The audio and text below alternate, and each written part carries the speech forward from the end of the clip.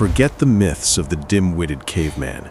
The Neanderthal was, pound for pound, the most powerful and specialized hunter in human history. They didn't just survive the Ice Age, they owned it. Their victory was a daily, brutal achievement, demanding skills no modern human can fathom. Today, we track Uruk, a hunter who must secure 10,000 calories in a world designed to kill him. The scientific challenge. The anthropological record shows us the incredible truth. Neanderthals tackled prey that even early Homo Sapiens avoided, but their method was pure, calculated risk. It required a physical density and a specialized intelligence perfectly adapted to the cold. We are going to track Uruk's next 24 hours. The mission is simple: find, trap, and kill a woolly mammoth. The next phase of the script reveals the precise tactical plan that allowed them to conquer the largest beasts on Earth. Morning ritual.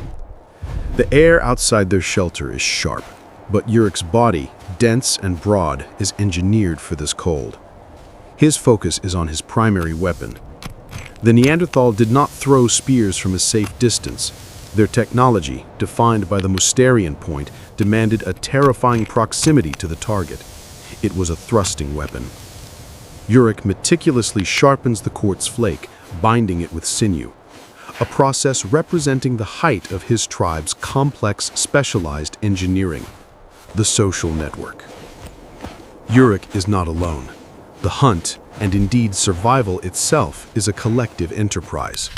His wife, Liana, tends the carefully banked fire, a precious, life-sustaining commodity. Every member of the small, tightly knit family unit has a role.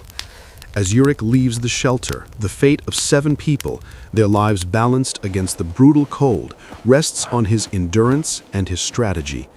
Keep watching to see the precise, calculated tactics Neanderthals used to tackle prey 10 times their size. For hours, Uruk and his 2 partners track the tundra. They are masters of this terrain. Their enhanced vision, adapted for the low light of these northern latitudes, finds the precise signs left by their quarry, a solitary older woolly mammoth. Attacking it head-on is suicide. The plan is already set. Lead the massive beast into a pre-selected trap, a hidden ravine. This entire hunt is a slow, strategic game of misdirection that requires patience and a deep knowledge of topography. The silent threat. The hunt is paused.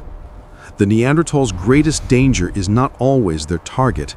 A cave bear, a giant predator that dwarfs Uruk, has also picked up the mammoth scent. Uruk instantly freezes, his body pressed against a rough pine, his spear utterly useless. The bear is pure aggression and 10 times his weight. The Neanderthal's survival often came down to one crucial quiet skill: perfect, absolute stillness. He waits, completely motionless, allowing the massive threat to pass him by.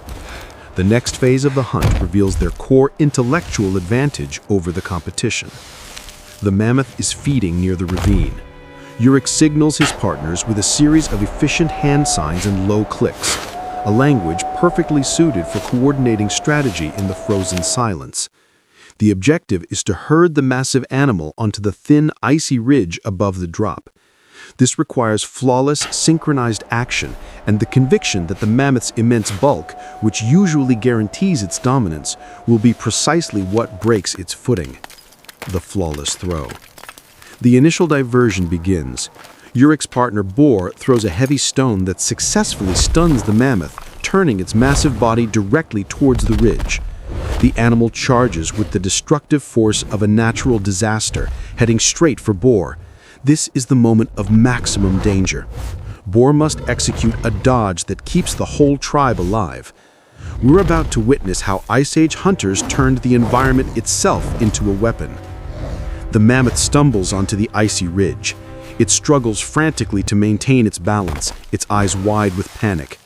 The window for action is seconds long. Uruk and his partner KL rush in not with a throw, but with a synchronized, violent thrust.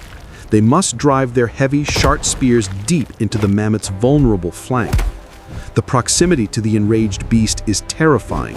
They are close enough to feel the heat and smell the rank, wet hide. The true cost of closeness. This close-quarters attack required the unparalleled density and muscle of the Neanderthal body. As Urich thrusts the spear, the animal shudders, throwing Urich back onto the ice. He hits the ice hard. He sees the mammoth lose its battle with gravity. It slides down the ravine side in a tremendous avalanche of snow and ice. The chase is over. But the immediate, dangerous threat is replaced by the arduous, painful work of preservation.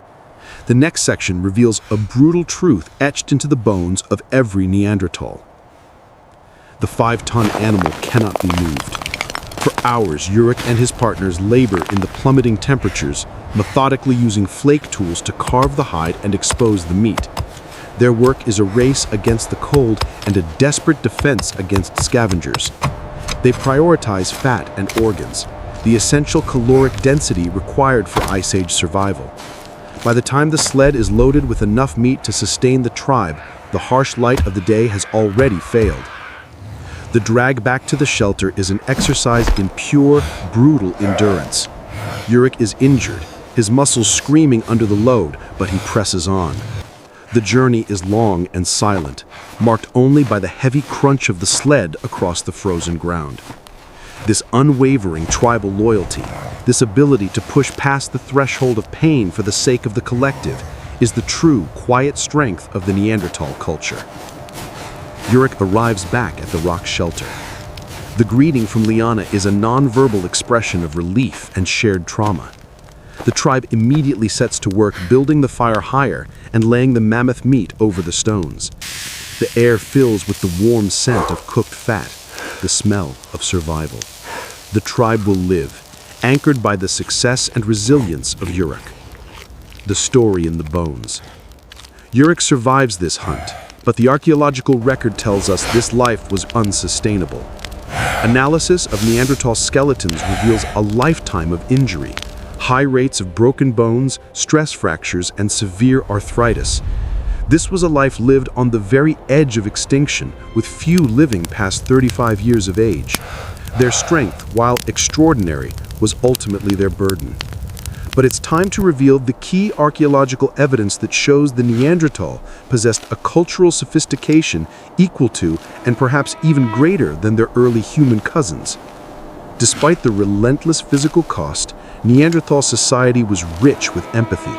The fossil record shows numerous examples of individuals who survived years with severe, debilitating injuries, broken legs, blind eyes, only because their tribe cared for them. They were organized, shared resources, and utilized unique adaptations in their inner ear and vocal tract, suggesting a specialization in communicating complex social ideas within the harsh noise of the tundra. Their ability to organize, empathize, and share, not just their muscle, was the final extraordinary advantage of the Ice Age human. The life of a Neanderthal was a daily, brutal war against environment and biology. It was a life lived in proximity to immense danger, demanding a level of physical and social rigor unimaginable today. Their survival, etched into the archaeological record, is a testament to a distinct and complex human culture forged in the deepest cold of the Ice Age. If the evolution of humanity fascinates you, be sure to check out our first video, Life Million Years Ago, the terrifying day humans invented mortality. Thank you for watching.